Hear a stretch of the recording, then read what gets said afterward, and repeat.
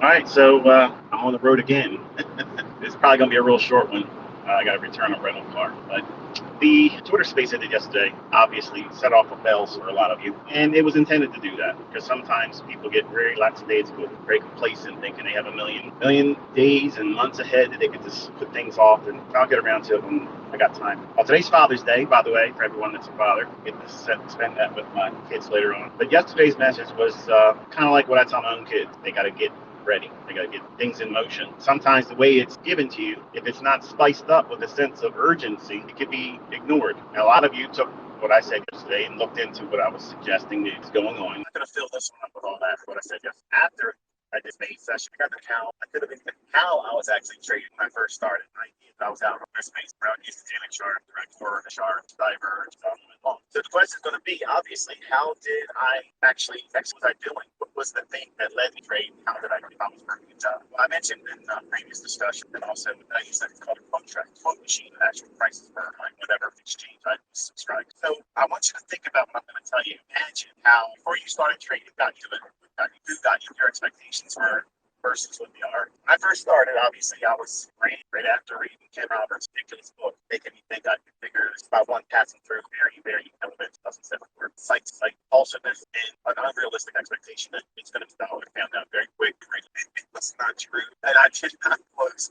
So when I got into reading a bit more indicator-based ideas because of Larry Williams, imagine this is what my day was like. I lived with my aunt. I paid rent with them, and I paid $50. I was welcome to have a meal with them once. Not that they would take much of his mom responsibility, buys money, or whatever. While I was getting myself as a young man, and I got set up with a discount broker because my first foray in trading with Fox Investments, and as I mentioned before, I was paying $100 round turn for one contract, and that's just the way they fleeced us back. They called it full service brokerage when really, they really didn't help any other broker. So my day would consist of getting up in the morning around 4 o'clock, 15 minutes to shower, dress, and rush out the door, and then do an hour drive in about 40 minutes. So every day I was speeding. Every single day I was way over the speed limit because I would usually stay up until around 1:30 in the morning looking at charts.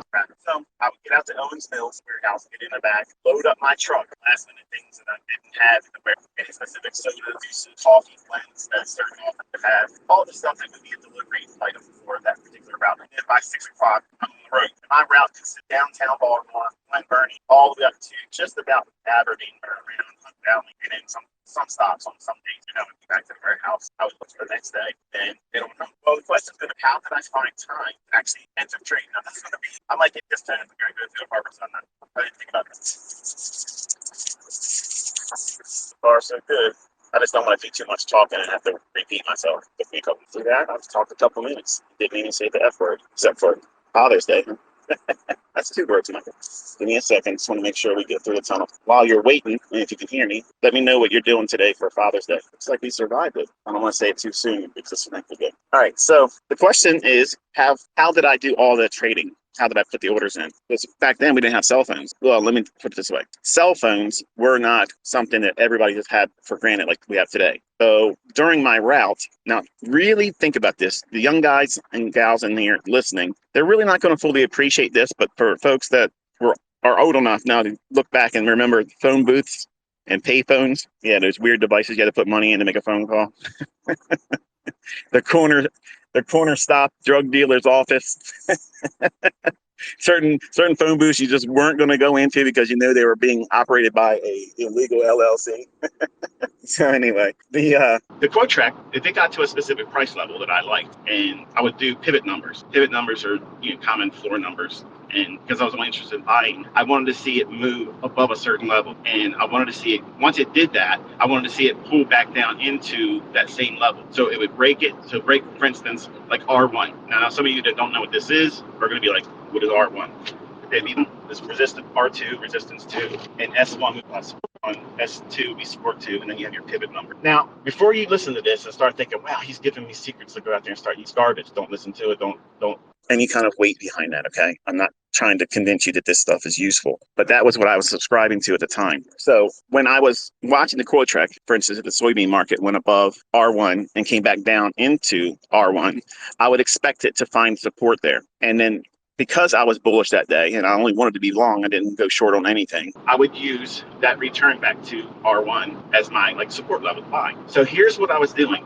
Now, think about this, folks, because this is absolutely insane. Okay? This is the epitome of unrealistic expectations. That's what a young ICT, or before ICT became ICT, the young fledgling Huddleston that was out there sweating his off, doing menial work, racing around town to try to get his route done, making next to nothing, daydreaming the entire time that he's going to escape that rapid with the gambling procedure that I'm about to explain to you. So I'm watching Quotrek. Quotrek is like, well, if you look at the I have the new Galaxy Note 20, and honestly, this is almost the size of the Quotrek. Quotrek, I think, is a little, feels by memory, it feels a little bit wider by memory than, oh, and I'm actually holding my hand right now. So it was basically about that dimension in terms of size, and I had it duct taped, duct taped to my windshield of my truck. So I would be staring at that instead of watching the road most of the time. I would go over the line, dangerously doing everything wrong, reckless, okay? I was trading and driving with reckless abandon. Yes, I know, I'm proud of it, but it is true. So I'm just letting you know how it was. But when I got that breakout above the R1 and it came back to R1, and I'm thinking, okay, I'm gonna have a big range day. I'm buying strength. So what I would do is I would basically try to time in between my stops. Now, mind you, I'm driving, I'm paying attention to cars around me, making sure I'm following the stop signs and the red lights as best as I can, because the markets are taking press for that. And also, while I'm in stops, the markets are still moving, but I'm thinking to myself the entire time that, hey, you know what? I got this figured out.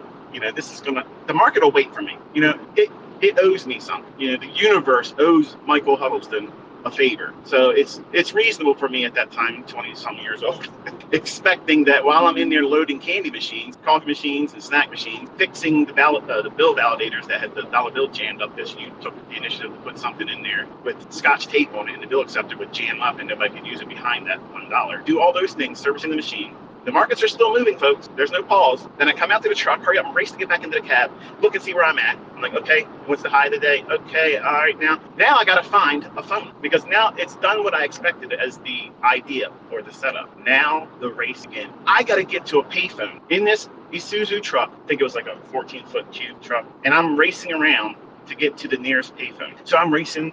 I finally get a payphone, and then sometimes somebody's on that payphone. So I'm flipping out. I'm standing next to them. I'm like, listen, is there any way that I could like hurry you along? And of course, you know what that response was going to be. You know, F you, buddy, get out of here. Go find another phone. I can't find another phone. The markets are moving. I got to get on it. Like, I got to go. I got to wait. So I'm rushing back to the cab of the truck. I'm looking at the Quotrek. I'm missing the move. So now I'm telling myself, okay, I wanted to buy one. So now I'm going to buy three, because I missed part of the move. So I got to make that up, right? I mean, it's only common sense if that's what you're going to have to do. I mean, everybody understands that, right? So sometimes I would get pissed off and say, I'm not going to wait for this person. And I would rush down the road and look for them. Now, over time, I got good at knowing where payphones were. But sometimes I didn't get to them in time. But when I did get to them, this is what happened. I dropped my 25 cents into it, call the phone number, Lynn Waldo, how can I help you? H-Desk, please. 1 second, please. And I'm going to give you the real time what it felt like waiting. Boop, boop, boop. HS, and you give them your account number and your PIN number. It's okay. What's your order? I would like to buy 3 Christmas wheat at the market. You want to hold for your confirmation? Yes. Okay, you bought 3 Christmas wheat at whatever the price they give you. Give you confirmation number. Do you want to put a stop on? No. Thank you. Bye. Rush back down to the truck. Get in my truck. Start driving. Forget where my next stop was, because I'm watching price retrace against at $150 per penny, because each penny $50. So now I'm watching it go back down to R1 or something equivalent with no stop loss. Now it goes to a level that I'm not comfortable with. I'm not comfortable with where it's trading now. So where am I back to finding a payphone? I got to find a payphone. Not my next stop. I got to about that. I got to get to a payphone. Can you imagine? Think about this, folks. I know some of you can't really grasp this, but this is madness. This is how I started. This is how I did this stuff. And I believed that I was going to be successful with that insurmountable odd, that Olympic feat that I was laying before me every single day, Monday through Friday. I was thinking to myself, man, I can't put up with this. So I stopped trading on Thursdays and Fridays. I couldn't handle it. The stress was too much. I had to wind down so I could enjoy at least some restful part of the weekend. So I had to do now what? I had to squeeze whatever trades I was going to do into Monday, Tuesday, and Wednesday. Why? Because I couldn't weather the emotional and psychological effects of what I was trying to do. So not only was the young ICT, was he confident in himself? I don't think it was so much confident. I was just wildly gambling. And I was just hoping to hit the lottery on every single trade. And not only was I trying to beat the market had the right direction, picked my best price while the price is moving around all over the place. Only time my entry, but I had to time the location of where I was in Maryland in proximity to a payphone. Now, I would love to sit here and tell you that this worked out. It didn't. It did not do that.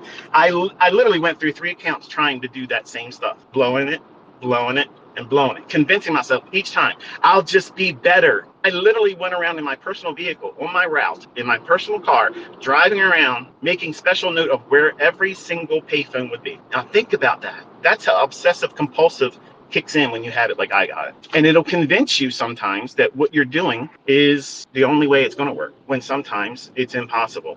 And this was impossible. So why am I telling you this stuff? I'm telling you that I started with the most unrealistic expectation and unrealistic approach that anybody could ever have imagined. I did that stuff, and I blew accounts and rushed and tried to make things happen faster because I was uncomfortable. So contrast that with what I was telling you in the last Twitter space, where some of you feel like, well, I'm not even going to bother doing this now. You took this steam right out of my engine, the wind out of my sails. You took get up and go. You got up and went without me. That's not what that was intended for, folks. I might be wrong. And how awful would it be if I am and you just said I'm not going to do it? I want you to feel inspired. Like, put all of the other things you're doing and wasting your time, focus on improving yourself with this. You have time. How much time? I'm not certain. When I said within less than 2 years, we'll say it that way, we'll see major changes. I did not say you're not going to be able to trade in that time frame.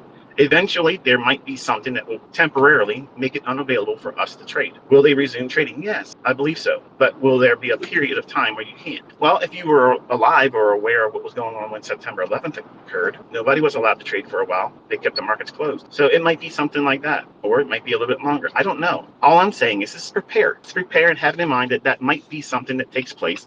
And if it does, you're not surprised by it. It's not going to wig you out. And also, you've made preparations at your home, and you've got some extra food and over-the-counter medicines and things that would just allow you to be a little bit more comfortable and not be without. And that would cause more. That's all I was suggesting to you, folks. Some of you take things to the extreme. And yes, I was a little fired up because it angers me that this is going on. It angers me. And it even pisses me off even more that people want to deny it, like it ain't going on, because they don't want to see it. They want to ignore it like it ain't there, like it's somehow, because they don't want to subscribe to it being real. Your emotions aren't going to change the facts that this is going on, and nobody's going to stop it. So worrying about it isn't going to add anything to you. So how do you avoid it being a negative impact on you and your life? Just do the best you can. That's all you can do. Nobody's doing, I have a lot of stuff saved up, but I don't know. So it's something that you just continuously work towards. That's all you're doing. And that way, if you're doing something in the right direction, positively trying to secure a skill set, and hopefully in a short period of time of doing the right things, you can start working towards making additional income. Will all of you be able to do that? No. But some of you will. And it would be a terrible thing to not at least try. And if you don't try, that's failure. That's failure. If you don't at least try, you basically laid down and said, you know what, I'm going to take whatever it means. And basically what you're saying is you deserve that to happen to you, when I don't think that, and you shouldn't think that either. So I want to kind of add that to what I wish I would have included in the last discussion, because I was thinking how that would have been much better in terms of how I could have ended the last, because most of you feel depressed, and that's not what I did it for. I wanted you to feel fired up, like, you know what, that's all right, game on, I'm ready. Whatever's coming, I'm going to get myself ready for it. That's my, and I might not be for it. I don't fear it, but I know I'm going to be feeling those things when everything happens, because I have children. I'm not fearful for myself. I'm fearful for my children, because if something happens to me, you know, the dad in me, because it's Father's Day, everybody that's a father gets what I'm about to say. You know, I will lay down everything for my kids. I'm not glued to this world for anything except for them. And if they could be 100% where I would appreciate their ability to do what it is that I do, or at least a partial percentage of what I can do, I could lay down and not worry about anything anymore. So that kind of like motivates me. It motivates me to do that same thing with all of you folks that I probably will never meet. But I think about every day, all of you, wondering what you're doing right now, working towards improving yourself, shoring up your ability to make ends meet. That's the kind of guru I want to be remembered for. I don't want to be the guy that promised you a Lamborghini. I never did that. I'm the guy that's trying to talk to you with common sense. And sometimes I'm going to say things that's going to probably unsettle you. Sometimes it's going to make you feel a little fearful. But folks, look around. This is the really real world. It isn't going to always touch you with a soft glove and feather, although that on a Saturday night. Bottom line is this: do what you need to do how you can and when you can. And that's all you can do. Your skill set, focus on that. Because I promise you, as I mentioned many times before,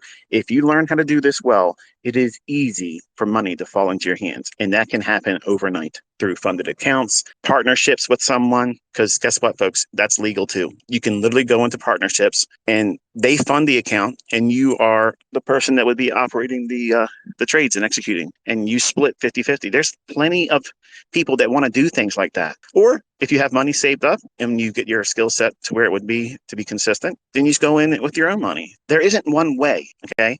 I give you multiple ways to do this. You just have to figure out which one you're going to do after you learn how to do it. That's the number one priority right now. Preparing yourself so that way you can. And once that occurs, greed will always exist. It will always exist. It's going to be there. People are going to be looking for ways to make more money real soon. And guess what you're going to be? You're going to be that person that can do that for them. How empowering will that be? So you listen to what I said in the last live and got depressed. Like somehow it's the end of the world and no hope. It's all from here. But you can literally change the whole dynamic of your entire life just by simply learning this skill set. Once you have it, it's a skill set that will serve you. And when things get crazy, people are going to be losing their jobs and they're going to be scrambling to make money. And there's a lot of people with a lot of money that will not have faith in who they were working with before. All you got to do is be able to prove you can do it, and money will literally line up for you. So a bit of inspiration and kind of contrast what I gave you last time. It wasn't meant for you to be defeated in your feelings and emotions. So hopefully this was a little bit better for you. And again, enjoy your weekend.